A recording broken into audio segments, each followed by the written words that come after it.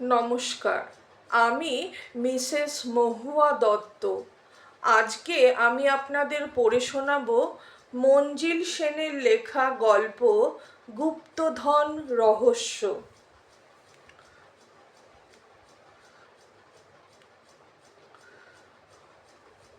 ওরা তিন বন্ধু, অজয়, সুভাষ আর নরেন। একই গায়ের ছেলে ওরা, ছোটবেলা থেকে একই স্কুলে পড়েছে। বিপদে আপদে সব সময়ে একজন আর একজনের পাশে পাশে আছে। কেউ কোনো দিন ওদের বন্ধুত্বে ফাটল ধরাতে পারেনি। ইংরেজির মাস্টারমশাই ঠাট্টা করে ওদের নাম দিয়েছেন থ্রি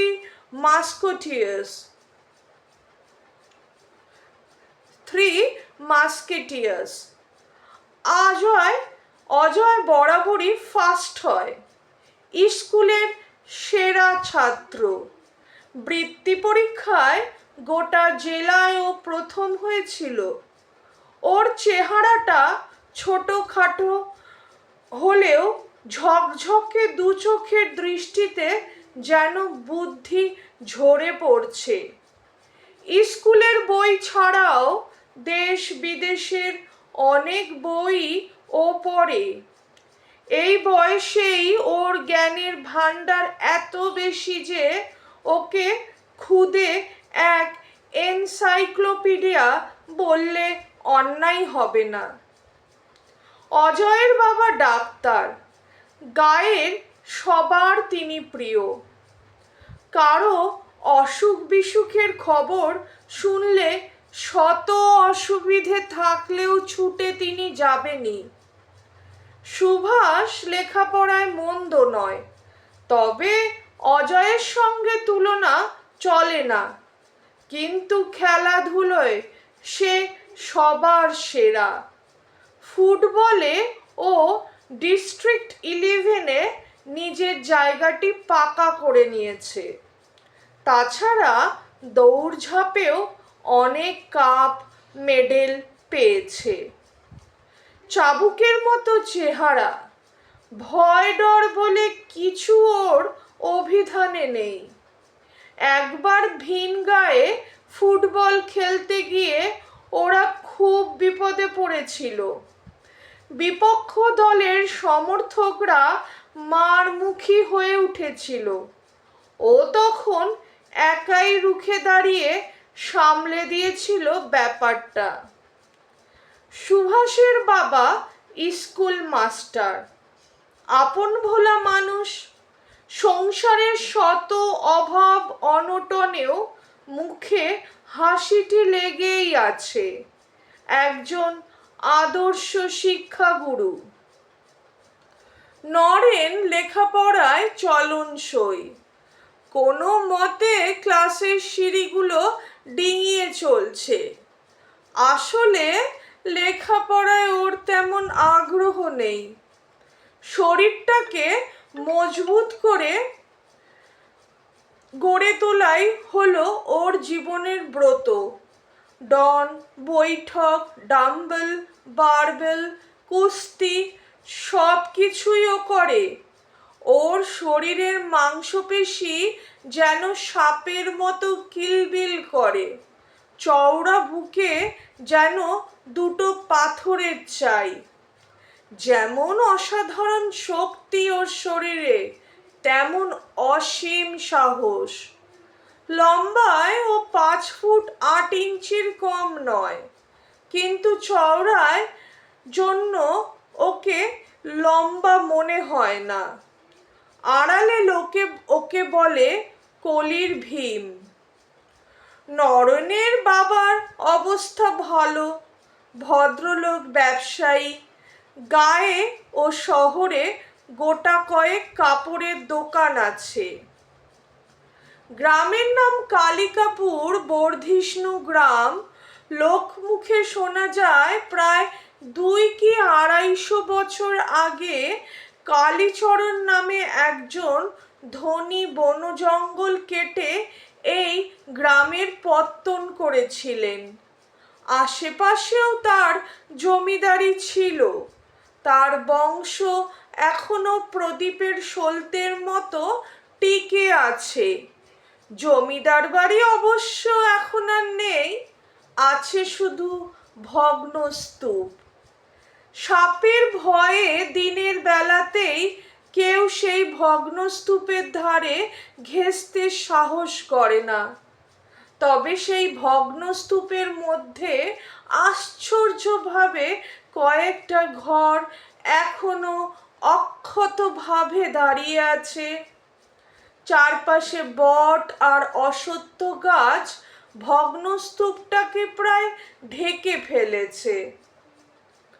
কালীচরণের বর্তমান বংশধরের অবস্থা পড়ে এসেছে। ভদ্রলোকের নাম রামশঙ্কর হালদার। গ্রামের মধ্যেই আরেকটি বাড়িতে তিনি বাস করেন। বয়স 40 পেরিয়েছে, বিয়ে থা করেননি, একাই থাকেন। পূর্বপুরুষের সঞ্চিত অর্থ আর জমি জমার অবশিষ্ট বলতে কিছু আর নেই। কলসির তলা ফুটো হলে জল গড়িয়ে গড়িয়ে কলসি একসময় শূন্য হয়। কালীচরণের বিপুল সম্পদ, তার বংশধররা দুহাতে শুধু উড়িয়েছেন, বৃদ্ধি করবার কোনো চেষ্টাই করেননি। তাই রামশঙ্করের ভাগ্যে আজ জুটেছে এই ছোট বাড়িটা, বিঘা কয়েক জমি আর দুটো পুকুর। ভদ্রলোক চাষিদের সঙ্গে জমি ভাগ চাষের ব্যবস্থা করে নিয়েছেন। তা থেকে যে ধান তরি তরকারি আসে তাতে একজনের সারা বছর চলে যায়। আসলে পুকুর দুটো থেকেই তার যা কিছু আয় হয়।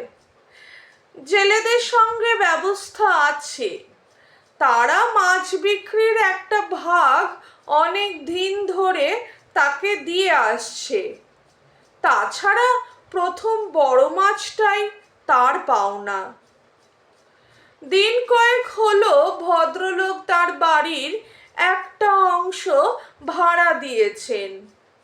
তার অবস্থা যাই হোক না কেন, রামশঙ্কর হালদার যেন একটু দাম্ভিক প্রকৃতির।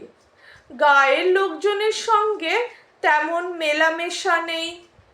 কারণটা বোধহয় এই গ্রামের পত্তন করেছিলেন তার পূর্বপুরুষ। সুতরাং সাধারণ মানুষের সঙ্গে মেলামেশা তার মতো বনেদি বংশের পুরুষের পক্ষে শোভন নয়। যেন সেই কবে ঘি খেয়েছিলাম, আজও তার গন্ধ আঙ্গুলে লেগে আছে। গ্রাম বর্ধমান শহর থেকে খুব বেশি দূরে নয়।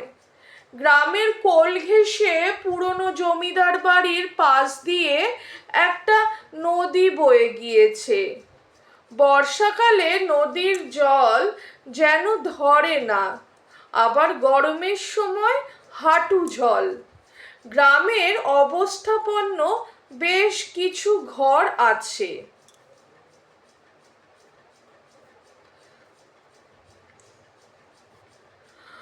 আম জাম কাঁঠালের ছায়া ঘেরা শান্ত স্নিগ্ধ এক গ্রাম। রাসের মেলা, পালা কীর্তন, দুর্গোৎসব, যাত্রা গানের আসর, এসব নিয়ে গ্রাম বাংলার একটা বিশিষ্ট স্থান অধিকার করে আসছে কালিকাপুর। কিন্তু হঠাৎ একটা দমকা হাওয়া এসে কালিকাপুরের শান্ত পরিবেশ অশান্ত করে তুলল। সেখানকার মানুষের নিশ্চিন্ত জীবন বয়ে নিয়ে এলো ঝড়ের সংকেত। বিকেলবেলা 3 বন্ধু নদীর ধারে বসে গল্প করছিল। 3 জনের এবার স্কুলের শেষ পরীক্ষা দিয়েছে, হাতে অফুরন্ত সময়। অজয়ের বয়স 16, সুভাষ সবে 17 ছাড়িয়েছে।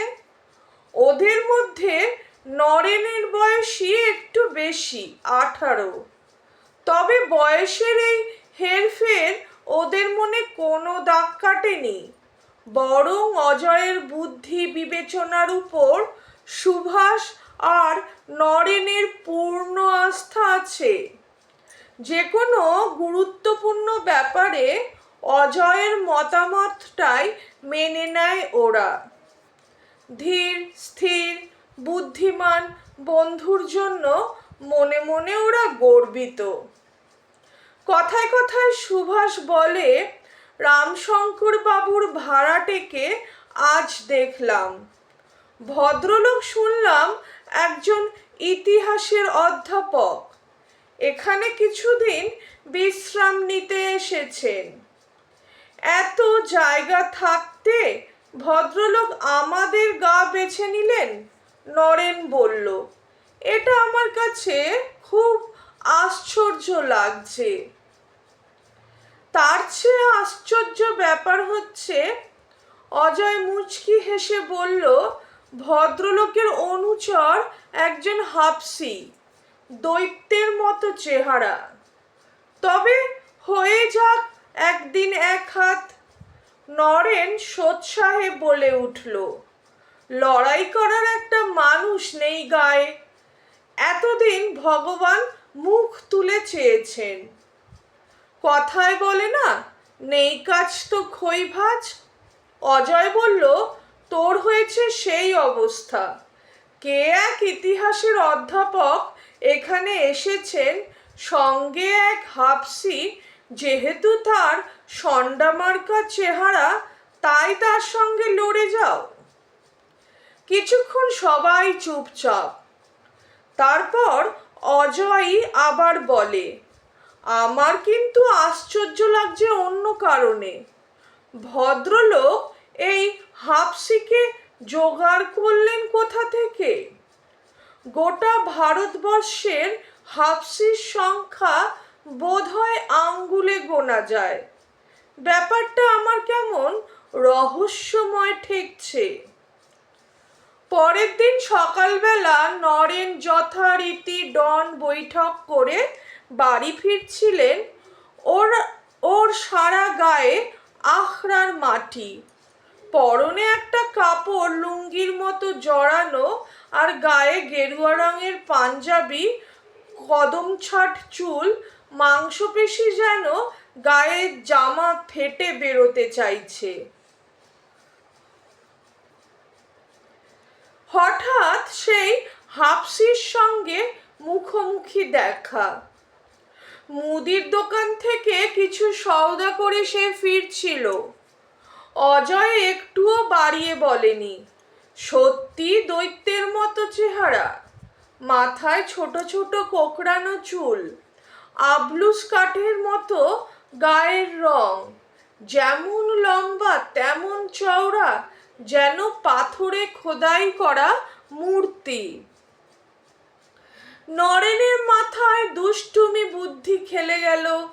হাবসির দিকে এগিয়ে উড়ুতে এক চাপড় মেরে ও হাসি মুখে বলল, হয়ে যাবে নাকি এক হাত? হাবসিটা এরকম আচমকা দ্বন্দ্বযুদ্ধের জন্য প্রস্তুত ছিল না, তাই প্রথমে যেন একটু হকচকিয়ে গেল। তারপরে ব্যাপারটা বুঝে শক্ত হয়ে উঠল তার দু চোয়াল, চোখে যেন ঝলসে উঠল বিদ্যুৎ। ঘুষি বাগিয়ে সে এগিয়ে এলো। দু চারজন পথচারী দুঃসাহসী ছেলেটার এই হঠকারিতায় শঙ্কিত হয়ে উঠল। দুই প্রতিদ্বন্দ্বী চোখে চোখ রেখে মুখোমুখি দাঁড়িয়েছে। এই বুঝি একজন আর একজনের উপর ঝাঁপিয়ে পড়ে। দেখতে দেখতে পথে ভিড় জমে গেল। রুদ্ধ নিঃশ্বাসের তীক্ষ্ণ সবাই ভীষণ কিছু একটা প্রতীক্ষা করছে। হঠাৎ একটা তীক্ষ্ণ শীষের আওয়াজে চমকে উঠল সবাই। হাবসিটাও যেন চঞ্চল হয়ে উঠল। ভিড় ঠেলে এগিয়ে এলেন ধুতি পাঞ্জাবি পরা এক ভদ্রলোক। বলিষ্ঠ চেহারা, চুল ব্যাক ব্রাশ করা, চোখে কালো চশমা।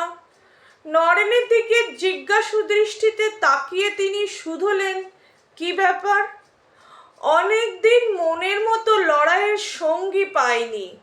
একগাল হেসে জবাব দিল নরেন, তাই আজ একটু শক্তি পরীক্ষা করার ইচ্ছে হয়েছিল।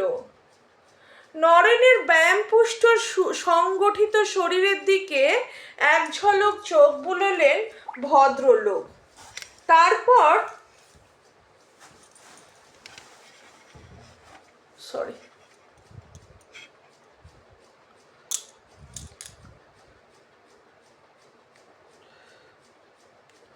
নরেনের ব্যায়ামপুষ্ট সংগঠিত শরীরের দিকে এক ঝলক চোখ বুলালেন ভদ্রলোক।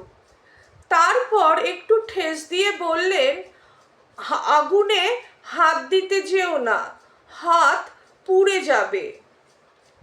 আগুনে শুধু হাতই পোড়ে না স্যার, তার তাপে ব্যথারও উপশম হয়। ভদ্রলোক ফিরে তাকালেন। একটি কিশোর তার দিকে তাকিয়ে মিটি মিটি হাসছেন। আচ্ছা ডেপো ছোড়া তো হে তুমি।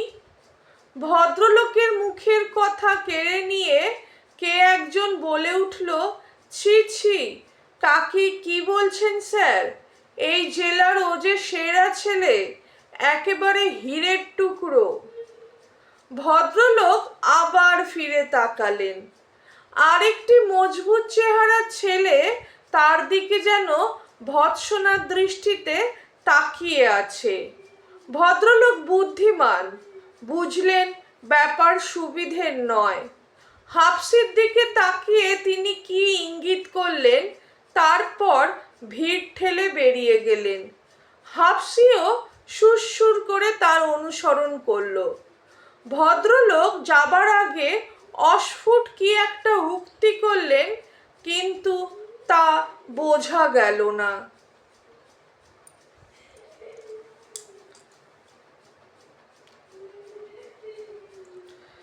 কয়েকদিন কেটে গেছে, কয়েক পশলা জোর বৃষ্টিও হয়ে গেছে। বর্ষা আসতে দেরি নেই, তার আগেই শুরু হয়েছে জল ভরা মেঘের আনাগোনা। তিন বন্ধু নদীর ধারে আবার এসে বসেছে। গতকাল সুভাষের খেলা ছিল। ওদের দল ভালো খেলেও হেরে গেছে, তাই সুভাষ খুব মনমরা। এর মধ্যে সেই ভদ্রলোক কিংবা তার হাফসি অনুচরকে আর দেখা যায়নি। নরেন একবার বলল, দূর ছাই, এই একঘেয়ে জীবন আর ভালো লাগে না। জীবনে যদি অ্যাডভেঞ্চার না থাকে, রোমাঞ্চ না থাকে, তবে সে জীবনের মূল্য কি? গরু বছরের সঙ্গে তফাৎটাই বা কোথায়? সুভাষ এতক্ষণে গা ঝাড়া দিয়ে বলে ওঠে, যা বলেছিস নরু, আমার মাঝে মাঝে নিরুদ্দেশ হয়ে যেতে ইচ্ছে করে। দেশে দেশে ঘুরে বেড়াবো, নতুন নতুন জায়গা দেখব, তার মজাই আলাদা। অজয় এতক্ষণে মুখ খুলল, স্বপ্নালু কণ্ঠে বলল, আমার ইচ্ছে করে শার্লক হোমসের মতো বিখ্যাত গোয়েন্দা হবার। কত বড় জিনিস ভেবে দেখ, একটা সামান্য বেড়াবার লাঠি দেখে লাঠির মালিকের পেশা, স্বভাব, চরিত্র অনায়াসে বলে দিলেন। কি সূক্ষ্ম বিচার বিশ্লেষণ, তুলনা হয় না। কিন্তু শার্লক হোমসের তো সাকরেদ ছিল একজন। মুচকি হেসে নরেন বলল, আমরা যে দুজন। ওর কথা শেষ হতেই না হতেই সুভাষ উত্তেজিতভাবে বলে উঠল, দেখ দেখ। ওর দৃষ্টি অনুসরণ করে অজয় আর নরেনও চমকে উঠল। গাছপালার ফাঁক দিয়ে একটা ক্ষীণ আলোর রেখা দেখা যাচ্ছে। আলোটা আসছে পুরনো জমিদার বাড়ির ভগ্নস্তূপ থেকে। জায়গাটা লোকালয়ের বাইরে, এমনিতেই নির্জন। দিনের বেলায় লোকে ওখানে যেতে সাহস করে না। আর এই ভর সন্ধে কার এত বুকের পাঠা ওখানে আলো জ্বালিয়েছে? অবশ্য ওই ভূস্তূপকে ঘিরে অনেক রসালো ভূত প্রেতের গল্প দানা বেঁধে উঠেছে। কালীকিঙ্কর নাকি অসাধু উপায়ে প্রচুর সম্পত্তি করেছিলেন। তার মৃত্যু হয় অপঘাতে। তার থেকেই বংশে অভিশাপ লাগে এবং একটার পর একটা অপঘাত মৃত্যু ঘটতে থাকে। এইসব মৃত ব্যক্তির অতৃপ্ত আত্মা নাকি সন্ধ্যের পর ভগ্নস্তূপে এসে জড়ো হয়। মাঝে মাঝে ওখান থেকে ভেসে আসে নারীকণ্ঠের করুণ বিলাপ। তাই সন্ধ্যের পর ওদিকে ভুলেও কেউ পা মারায় না। অজয়রা অবশ্য ভূত প্রেতে বিশ্বাস করে না। এই নদীর ধারে অনেক সন্ধ্যায় ওর 3 বন্ধু গল্প করে কাটিয়েছে। কই, ওদের চোখে তো কোনো দিন এমন কিছু পড়েনি যা দেখে ভূতের অস্তিত্বে বিশ্বাস হতে পারে।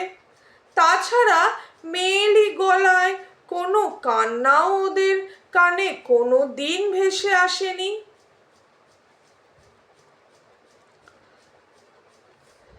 প্রথমেই যে সন্দেহটা 3 বন্ধুর মনে উকি দিল সেটা হলো ওই ভগ্নস্তূপের মধ্যে কোনো চোর ডাকাত আস্তানা গাড়েনি তো। কিন্তু তা যদি হয়, আলোটা শুধু আজই ওদের চোখে পড়ল কেন? তবে কি 2-4 দিনের মধ্যেই ওখানে কেউ আশ্রয় নিয়েছে? এই অ্যাডভেঞ্চারের গন্ধে 3 বন্ধু মনে মনে উত্তেজনা অনুভব করলো।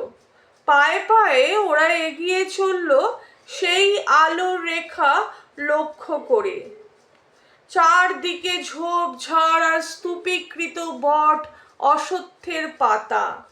পরপর কয়েকদিন বৃষ্টি হওয়ায় একটা সুবিধে হয়েছে, শুকনো পাতায় পা পড়লে খসখস যে শব্দটা হয় সেটা আর হচ্ছে না। ইট পাথরের ঢিবি ও ভাঙাচোরা স্তূপীকৃত জঞ্জালের ভিতর দিয়ে সাবধানে হেঁটে সেই আলোর কাছাকাছি এসে পৌঁছালো ওরা। আলোটা আসছে দোতলার প্রায় অক্ষত একটা ঘরের জানলা দিয়ে। চারদিকে জমাট অন্ধকার। আকাশে আবার মেঘ জমেছে। উপরে উঠবার সিঁড়িটা ওদের জানা নেই। দোতলার সেই ঘরের প্রায় লাগোয়া একটা বড় আম গাছ। ওদের মধ্যে সুভাষ গাছে চড়তে ওস্তাদ। তরতর করে নারকেল গাছের মাথায় উঠে ডাবের কাঁদি নামাতে ওর জুড়ি মেলা ভার। অজয়ের নির্দেশে ও চটপট গাছে উঠে পড়ল। একটা মোটা ডাল জানলাটার দিকে চলে গেছে। লঘু পায়ে নেকড়ের মতো হানা দিয়ে ওই ডাল বেয়ে এগিয়ে গেল ও। কিছুক্ষণ চুপচাপ গাছের নিচে অজয় আর নরেন রুদ্ধ নিঃশ্বাসে অপেক্ষা করছে। খানিক বাদেই সুভাষ নেমে এলো। ভীষণ উত্তেজিত ও। ফিসফিস করে ও যা বলল তা শুনে চমকে উঠল অজয় আর নরেন। ব্যাপারটা তো তবে সামান্য নয়, গভীর একটা ষড়যন্ত্রের আঁচ পাওয়া যাচ্ছে। চাপা অথচ উত্তেজিত গলায় সুভাষ যা বলল তার মর্মার্থ হচ্ছে, দোতলার ওই ঘরটিতে ও অধ্যাপক মহাশয় আর তার হাফসি অনুচরকে দেখেছে। কিন্তু ওটাই সব নয়, আরও একজন আছেন ঘরে। তিনি হলেন রামশঙ্কর বাবু, যার ভাড়াটে হয়ে আছেন অধ্যাপক মশাই। রামশঙ্কর বাবুকে মোটা দড়ি দিয়ে একটা চেয়ারের সঙ্গে বেঁধে রাখা হয়েছে। অধ্যাপক মশাইয়ের ভাবভঙ্গি দেখে মনে হচ্ছে তিনি রামশঙ্কর বাবুকে শাসাচ্ছেন। পাশেই দাঁড়িয়ে আছে হাফসিটা, তার হাতে একটা চাবুক। আকস্মিক এই ঘটনায় তিন বন্ধু কিছুক্ষণের জন্য হকচকিয়ে গেল। কি করবে ভেবে পেল না। তারপরে নরেন বলল, এ কি মগের মুলুক নাকি? চল আমরা উপরে গিয়ে ওদের আক্রমণ করে রামশঙ্কর বাবুকে মুক্ত করি। সুভাষ ওই প্রস্তাবে সঙ্গে সঙ্গে সায় দিল, কিন্তু বাধা হলো অজয়ের কাছ থেকে। ও বলল, তাড়াহুড়ো করে কিছু করতে গেলে কাজ ভণ্ডুল হয়ে যাবে। আমার মনে আর এখন সন্দেহ নেই যে ভদ্রলোক ইতিহাসের অধ্যাপক নন। কোনো একটা উদ্দেশ্য নিয়েই তিনি এখানে এসেছেন। সঙ্গে এনেছেন ওই হাফসিকে। কিছু একটা লুকোচুরির ব্যাপার আছে, যার সঙ্গে হয়তো রামশঙ্কর বাবুও জড়িত। যা হোক, ভদ্রলোককে এক নজরেই বোঝা যায় বেশ শক্তিমান পুরুষ, আর হাফসিটা একটা ছোটখাটো দৈত্য। এখানে আমাদের কোনো সাহায্য পাবারও আশা নেই। এই অবস্থায় ওদের উপর চড়াও হওয়া মোটেই বুদ্ধিমানের কাজ হবে না। ওর কথায় নরেন আর সুভাষ মনে মনে ক্ষুণ্ণ হলো। নিজেদের শক্তির উপর ওদের আস্থা পুরো মাত্রায়। অজয় ওদের মনোভাব বুঝতে পেরে বলল, মিছিমিছি দাঙ্গা হাঙ্গামা না করে যদি বুদ্ধির জোরে আমরা কাজ হাসিল করতে পারি তবে সেটা আমাদের পক্ষেই ভালো। তোরা তো পড়েছিস বুদ্ধিঞ্জস্য বলং তস্য। এই অকাট্য যুক্তির পর সুভাষ আর নরেনের ক্ষোভের কারণ রইল না। অজয়ের মুখের দিকে তাকিয়ে ওরা নির্দেশের অপেক্ষা করতে লাগলো। কয়েক মুহূর্ত চিন্তা করলো অজয়, তারপর বলল, আমার মনে হয় বুদ্ধির জোরেই আমরা কাজ হাসিল করতে পারবো।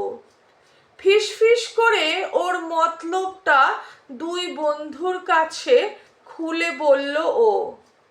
ওর কথা শেষ হতেই সুভাষ আর নরেনের মুখে ফুটে উঠল আমোদে হাসি। ঘরের মধ্যে তখন একটা চাপা আক্রোশ যেন ফেটে পড়তে চাইছে। হাফসিটা অসহিষ্ণু হয়ে উঠেছে। তার হাতের চাবুকটা শূন্যে একটা শীষের মতো আওয়াজ করে মাটিতে আছড়ে পড়ছে। চেয়ারে বসে থাকা রামশঙ্কর বাবুর মুখ ভয়ে বিবর্ণ হয়ে গেছে। হঠাৎ খোলা জানলার পাশে আম গাছের একটা ডাল সজোরে দুলে উঠল। সঙ্গে সঙ্গে ভেসে এলো বিচ্ছিরি একটানা কান্নার আওয়াজ। ঘরের মধ্যেই সবাই যেন হতভম্ব। তারপরেই রামশঙ্কর বাবুর ভাড়াটে ব্যাপারটা কি দেখবার জন্য জানলার পাশে এসে দাঁড়ালেন। অমনি একটা ইটের টুকরো তার কান ঘেঁষে জানলার কাচের শার্সিতে সজোরে এসে লাগলো। চট করে তিনি মাথাটা সরিয়ে নিলেন। আজকে গল্পটা এখানেই শেষ করছি। এর পরের ভিডিওতে এই গল্পের নেক্সট অধ্যায় নিয়ে আসব। যদি আমার গল্প পরিবেশনা আপনাদের ভালো লেগে থাকে প্লিজ আমার চ্যানেলটা সাবস্ক্রাইব করবেন। এতক্ষণ আমার সাথে থাকার জন্য আপনাদের সবাইকে ধন্যবাদ।